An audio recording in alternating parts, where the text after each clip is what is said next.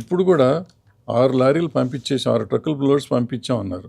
తర్వాత కొన్ని రిపోర్ట్స్ వచ్చినాయి, 6 ట్రక్ లోడ్స్ రిటర్న్ వచ్చినాయి, మళ్ళీ వాడారు అని చెప్తున్నారు. అది నిజమా? దాన్ని ఎవరు క్లారిటీ చెప్పట్లా.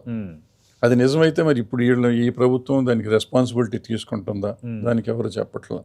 అది నిజమా అబద్ధం కూడా ఎవరు క్లారిఫై చేయట్లేదు. ఇప్పుడు మనకి ఇస్తున్నది నా కల్తీ లేదని ఎట్ట చెప్తారు మీరు? ఇప్పుడు వాళ్ళు 2,50,000 టన్నుల్లో ఏదన్నా టెస్ట్ మనం చేయించామా? చేయించలా. ఎవరో ఒక మనిషి అది సింథటిక్ ఇస్తున్నారు, వాళ్ళకి ఆవులు లేవు కాకుండా తెస్తున్నారు. ఆవులు అనేవి ఏ డైరీకి ఉండవండి, డైరీలు బయట నుంచి సేకరించి ఇచ్చేది. కాబట్టి అది ఆ క్వశ్చన్ తీసేయండి. బట్ వాళ్ళు ఇచ్చే నెయ్యి కరెక్టా కాదా? వాళ్ళు 1,500 నెయ్యి తక్కువకి ఇస్తున్నారంటే డెఫినెట్గా నా ఉద్దేశం కల్తీ అయి ఉంటుంది, ఎవరు ఇచ్చినా. సో నా పాయింట్ ఏంటంటే అసలు ఫస్ట్ ఈ నెయ్యిని టెస్ట్ చేయించండి. ఇప్పుడు వస్తున్న నెయ్యి, పాత నెయ్యి వదిలేయండి.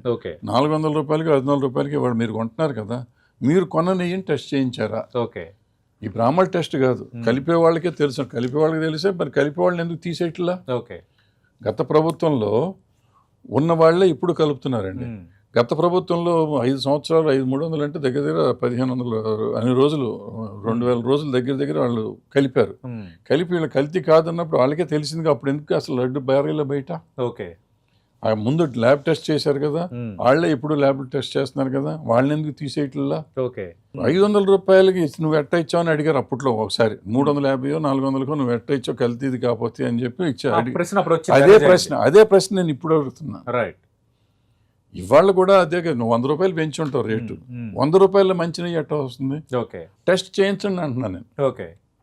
మనం ఎందుకు టెస్ట్ చేయించట్లేదు?